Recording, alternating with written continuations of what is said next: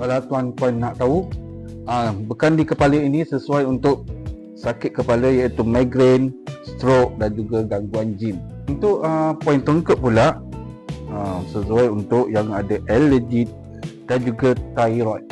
Okay, bagi yang sesakit bahu tu, poin di bahu pula sesuai untuk the hipertensi, kolesterol dan juga sembelit. Poin bahagian dada, kalau ada masalah badan lemah, kebas, juga diabetes. Bahagian sini untuk mengurangkan masalah uric acid, masalah usus dan juga masalah ginjal. Masalah peha ni pula untuk masalah perut, darah rendah dan juga kejang.